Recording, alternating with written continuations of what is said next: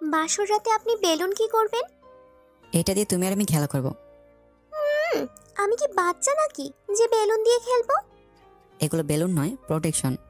নীলা protection শব্দটা উচ্চারণ করতে না পেরে সাব্বিরকে বলল, সেটা আবার কি? বাসর ঘরে তো অনেক বেলুন আছে, এটা আর ফুলানো লাগবে না।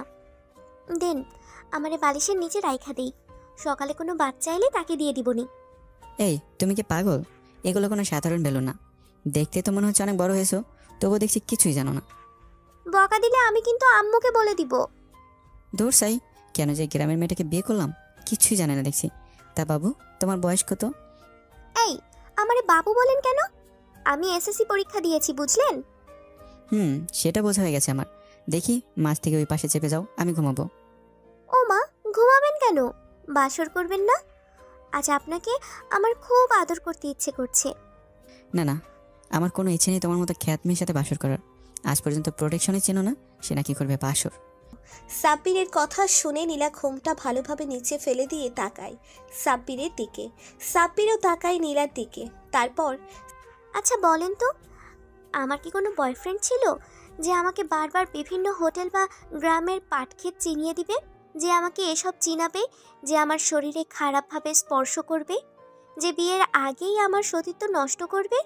না, ছিল না, তাই আমি চিনি না। এটা কি আমার অপরাধ? সাব্বির কি বলবে ভেবে পায় না। নীলা ওর থেকে কম করে হলেও 6 বছরের ছোট। সাব্বিরকে মাথা নিচু করে থাকতে দেখে নীলা আবারও বলে, জানেন, আমি গ্রামের খ্যাত মেয়ে হলেও শহরের মেয়েদের চেয়ে শত শতগুণ ভালো রয়েছি। কারণ শহরের মেয়েদের মতো বুক খোলা রেখে আমি কখনোই চলিনি। তারা এইসব অশ্লীল কাজ করে, স্মার্ট হয়। নীলা প্লিজ, আমাকে আর লজ্জা দিও না। সত্যি আমি বলছিলাম, প্লিজ আমার কথায় রেগে যেও না। আর এই প্যাকেটগুলো তো আমি নিয়ে আসিনি, আসলে ওগুলো আমার বন্ধুরা আমি রুমে ঢোকার আগেই ট্রিটকেরি মেরে দিয়েছিল। ভুল বুঝবো কেন? সে যাই হোক, আমিও শুনেছি বিয়ের সময় ভাবি বলেছিল, ছেলে কিন্তু দেখতে যেমন স্মার্ট তেমনই ফর্সাও। তোর সাথে মানায় না, বুঝলি? ছেলেটার কপাল খারাপ। তা কারো সব মনে করতে হবে না। আসলে এইসব তৃতীয় ব্যক্তিরাই একটা সুন্দর সম্পর্ক নষ্ট করার মূল। নীলা চুপ হয়ে যায়। সাব্বির এই প্রথম তাকায় নীলার দিকে। ফর্সা চেহারা না হলেও অনেক মায়াবী চেহারা। নীলার দিকে চেয়েই তাকাবে, তার মন প্রশান্তিতে ছেয়ে যাবে। সাব্বির কাপা কাপা হাতে নীলার থুতনিতে হাত দিয়ে মুখটা উপরে তুলতেই সাব্বিরের বুক কেঁপে ওঠে। নীলার চোখ বেয়ে পানি পড়ছে। তার মানে কি নীলা কাঁদছে? সাব্বির দ্রুত নীলার চোখের পানি মুছে দিয়ে নিজের বুকের সাথে নীলাকে চেপে ধরে বলে, এই বউ পাখি, কাছো কেন তুমি? প্লিজ কেঁদো না বউ পাখি। না, এমনিই কান্না পেল। আজ কালো হয়েছি বলে সবাই অবহেলা করে।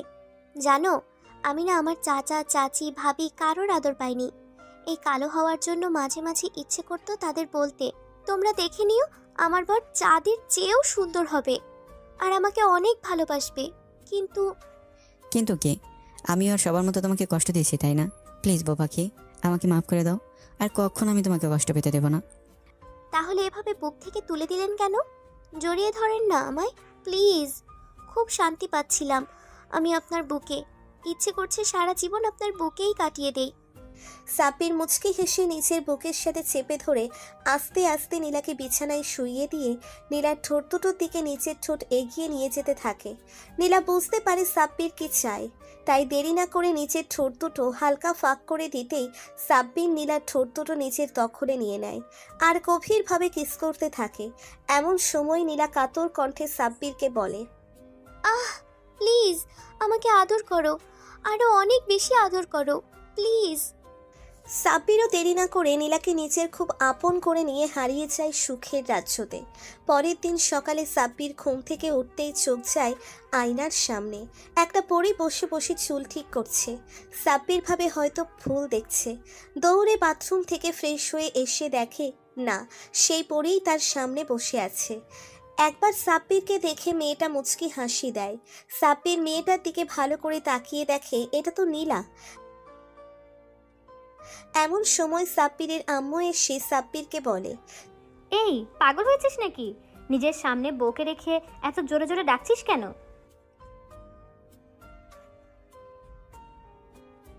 সাব্বিরের কথা শুনে নীলা আর ওর আম্মু দুজনেই জোরে হেসে ওঠে। তারপর ওর মা বলে, পাগল ছেলে, আরে নীলা হলো আমার বান্ধবীর মেয়ে, ওকে আমি ভালো করেই চিনি। নীলা ছোটবেলা থেকেই পরীর মতো ছিল। আমার বান্ধবী আর ওর স্বামী নীলার রূপকে সবার থেকে আড়াল করে, কারণ তারা কালো মেয়ের গুরুত্ব বোঝাতে চেয়েছিল নীলাকে। তাছাড়া বখাটে ছেলেদের থেকেও মুক্তি পাওয়া যাবে। নীলাও তাদের কথা মতো চলতে থাকে, নিজের সৌন্দর্যকে লুকিয়ে। আর আমি জানতাম নীলা দেখতে কেমন, তাই তো তোর কথায় অবাধ্য হয়ে নীলাকে বৌমা করে নিয়েছি। এখন নিচে চলো বৌমা, আমি আসছি। নীলার দিকে তাকিয়ে সাব্বির তখনও হাসছিল। সাব্বির নীলাকে জড়িয়ে ধরে বলে, পাগল বরটা আমার, তোমার জন্যই আমার সৌন্দর্য লুকিয়ে রেখেছিলাম। আর কত, আজ থেকে তুমি আমার সব দেখবে। তবে আমি বাইরে গেলে বোরকা হিজাব পরে যাব, যেন কেউ না দেখে আমায়। আর আমি আসছি, একটু ওয়েট করো।